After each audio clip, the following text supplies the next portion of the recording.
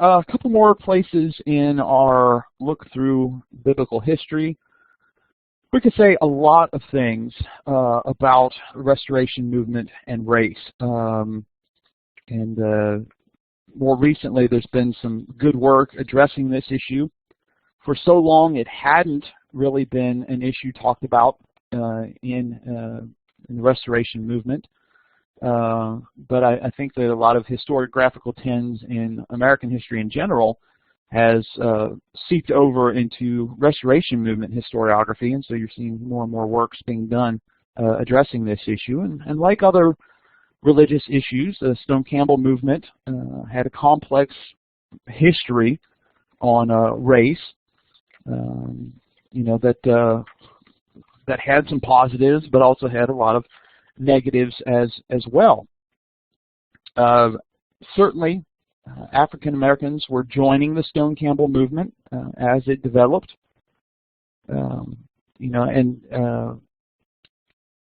Restoration movement has been mission-minded at times, some more than others, and some strands more than others at different times. And so it's not just African Americans; they've reached out to other peoples throughout the world as well. But of course, there's that issue of slavery in the United States. Most of those that were counted among the numbers in the 19th century would have been slaves owned by disciples' masters. The numbers of estimated enslaved disciples, let's say by the middle of the 19th century, was about 101,000. Harold points that out. But he also points out, those that would have been fully members of the disciples was probably closer to about 10,000. So we have this kind of issue of, how should we count slaves in disciple statistics when what we have are numbers of slaves owned by disciples, but that doesn't mean every slave that was owned by disciples was somebody that, accepted the disciples' positions. Probably by the middle of the 19th century, Southern disciples, like all other groups in the South, would have been very, very concerned about what messages slaves were receiving.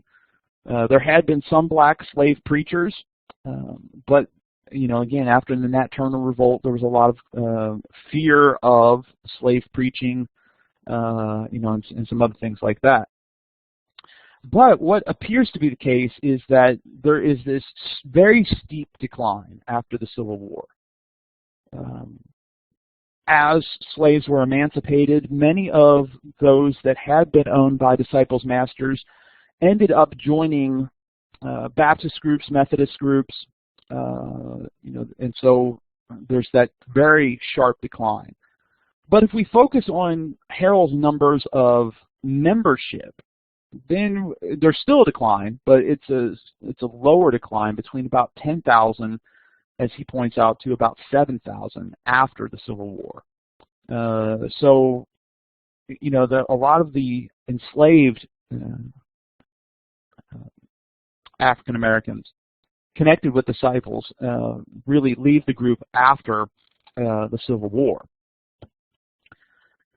After the Civil War, the same kind of issues that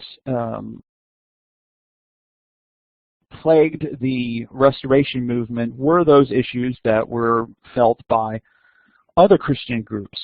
And just as racism existed in North and South after the Civil War among Baptists and Presbyterians and Methodists, it showed up in the disciples and churches of Christ as well. Right? There's a lot of that talk about brotherly love, but there's the racial issues and racist attitudes that often trumped a lot of that. On the other hand as well, there was a lot of white paternalism, particularly towards preachers of we have some cases of white philanthropists supporting African American preachers. Largely, in many cases, it was over the issue of how a particular preacher addressed race. And so the question of, for a lot of black preachers, it's how do you address the racist attitudes you find? How do you evangelize in this post-Civil War period?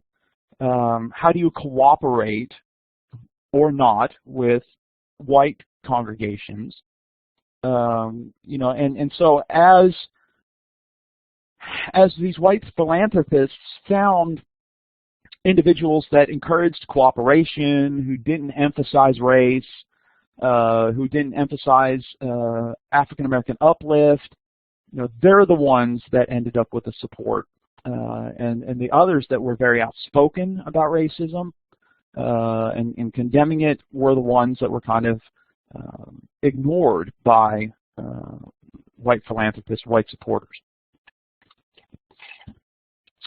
Two individuals kind of serve as an example of this. We could talk about others as well, and there are a lot of African American preachers that aren't necessarily like one or the other of these two individuals, but they're kind of bookends of this approach in one sense. The first is Samuel Cassius, who was born in 1853 as a slave. And, one of the things that was true about Cassius was, that he really often addressed the issue of race head on.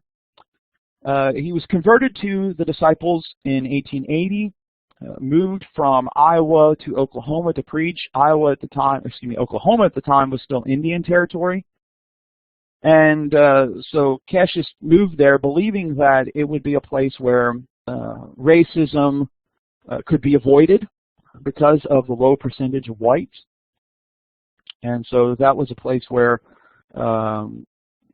he felt he could be more successful. Very outspoken about racial issues, both within the Restoration movement and on the outside.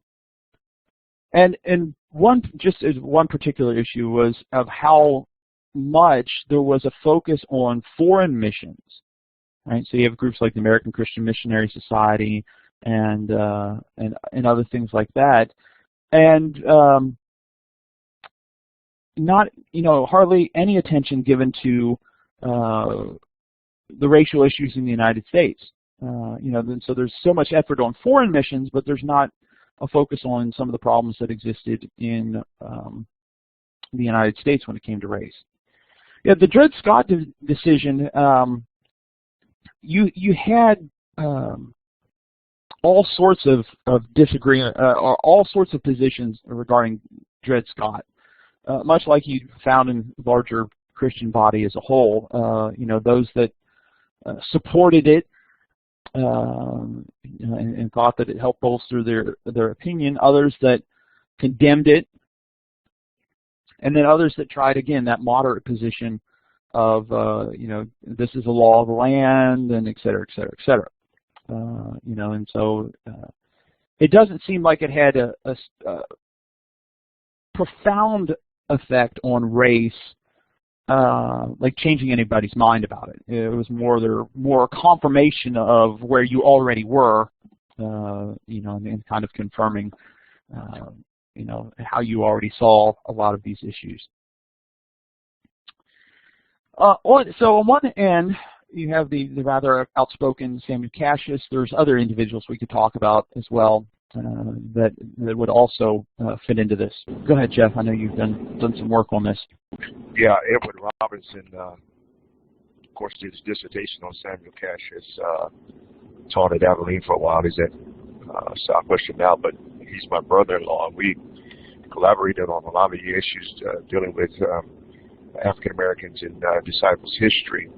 And one of the things that was significant about Samuel Cassius is how cosmopolitan he was at the end of the 19th century and coming into the 20th century. I believe the work that Edward did was for my people or something of that nature on Samuel Cassius, but the surprises were how mobile he was, how cosmopolitan he was, some of the national African American leaders he associated with, like Booker T. Washington and others, and there are a number who actually worked like that I thought that Harold could have picked up in the 1960s and 70s. There's a whole branch of the Disciples Christian movement out of Carolina Christian, which has an affiliation with Missouri Disciples, where there's a whole body of work that I seldom see mentioned on many of these guys, and I have in my files. Several of them were involved in educational movements independently from white churches and things. So yeah, to some extent, he's seen as quite vocal, but someone also quite necessary in leading in many areas, both blacks and whites during that period of time. Yeah, absolutely. Yeah, very good points. Often contrasted to Cassius would be somebody like Marshall Campbell, who was one of those individuals that did find some support from whites because he ostensibly, or at least outwardly, took a different track. But I think often that a lot of whites didn't completely understand everything that Campbell was doing. But you know, he did have a different approach, and that probably has led to him being remembered more than some other African American disciples and Churches of Christ ministers who were just as successful, or not as successful, but just as active. Campbell was born in 1878 to former slaves. So while Cassius was born in slavery, Campbell was not. Eventually became a traveling evangelist, often very successful in the number of baptisms that would occur after his preaching. And that is probably what drew a lot of attention to him from whites, because he would report these numbers in Churches of Christ periodicals about the number of baptisms that were occurring at some of his meetings. And one of the things that helped Campbell's success was that a millionaire philanthropist became very interested in Campbell's work because of his success, and so he helped fund Campbell's campaigns. Often, and probably because Campbell didn't explicitly address racial tension, tending to focus more on evangelizing explicitly. On the other hand, some people have argued that by not tackling racism head on was really subverted, I should say. That he would covertly address some of those issues through homespun stories instead of the outspoken preaching of others. So he's still addressing racial issues, but he's not doing it in that as explicit of a way. And so it's possible, some have suggested, that whites just didn't understand what Campbell was saying. And so that's probably why they might have felt him to be more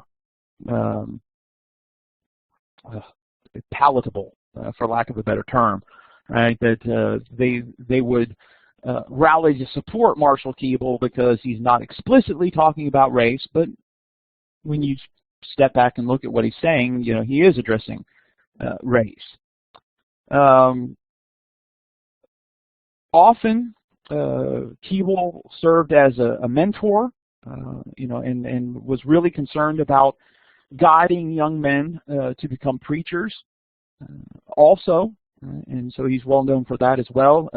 Perhaps the most famous of one of Campbell's young mentees was Fred Gray, who would later be the lawyer for Rosa Parks, Martin Luther King Jr. He was very involved in the push for civil rights. So, you know, I don't think that Campbell is as avoidant of racial issues as a lot of people thought he was. You know, and I think that there was a lot of influence he had on people like Fred Gray, who helped address some of those racial issues in the mid to later decades of the 20th century. Go ahead, Jeff.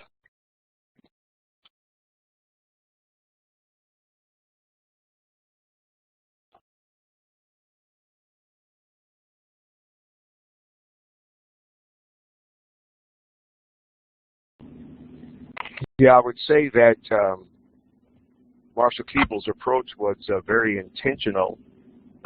He knew what he had to do to garner support.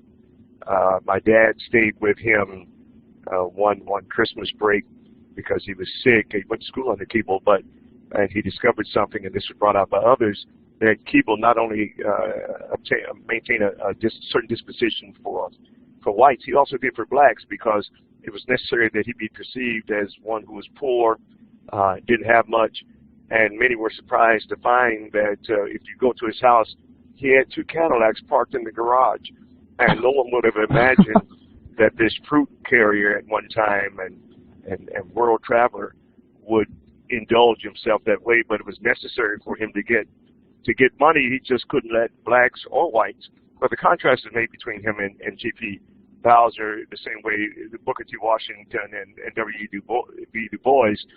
Campbell could just take a lot of the things that G.P. Bowser could not take, and there's still a divided camp of preachers among churches of Christ who take one of those 2 approaches, one of being conciliatory and the other of being more independent in dealing with what they call the white brotherhood. That's some very interesting. I didn't know that part about the economic issues. That's really kind of interesting, huh? Let's talk about one more. Yeah, one of his issue. Go ahead. Yeah, one of his major students, Ian Hogan, took a different approach altogether. He was the first African American who actually would go to a tent meeting with a suit on that was tailor-made and driving expensive cars, which people thought was too provocative in dealing with those who would attend the tent meetings and learn about churches of Christ. But that's been a concern, almost like the populist kind of agrarian mentality of not offending the sensibilities of those you're trying to convert.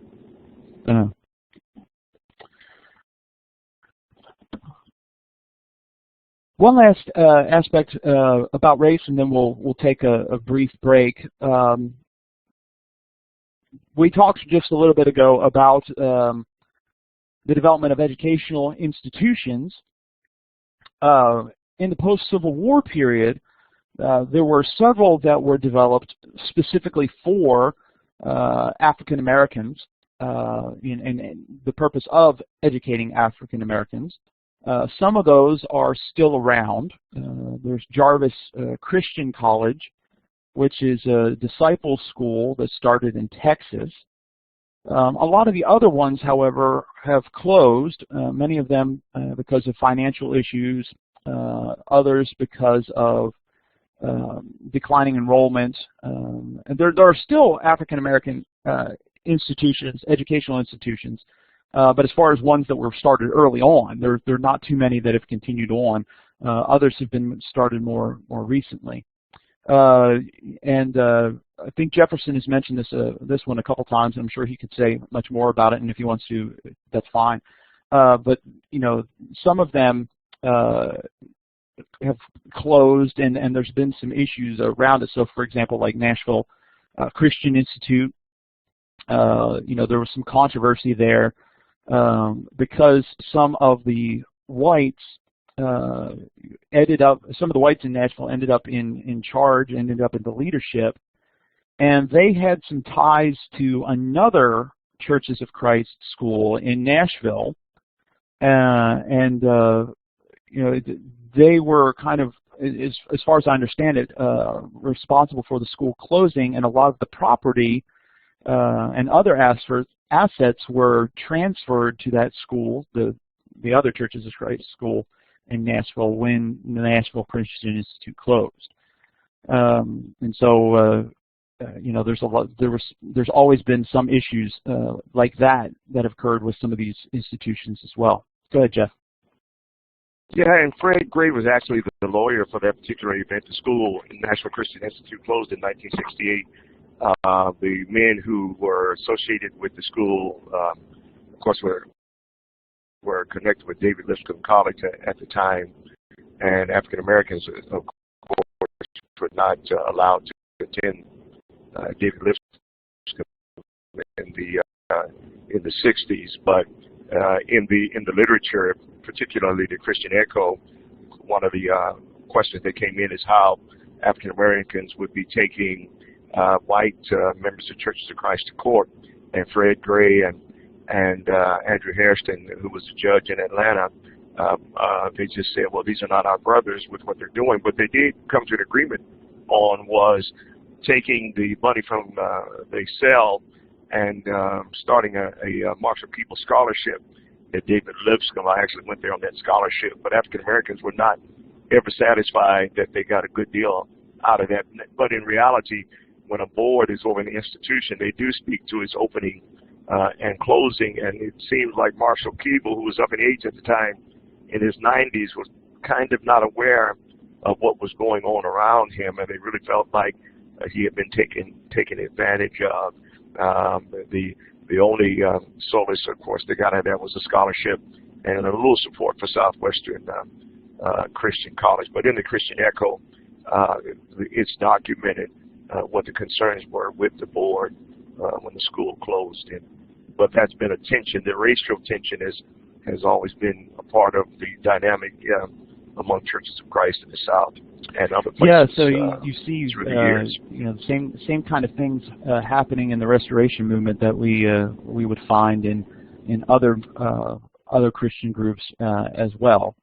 So I mean, a lot of similarities there, even though this is a group, many of whom are trying to distance themselves from other groups. You see a lot of the same kind of issues and tensions being played out. Why don't we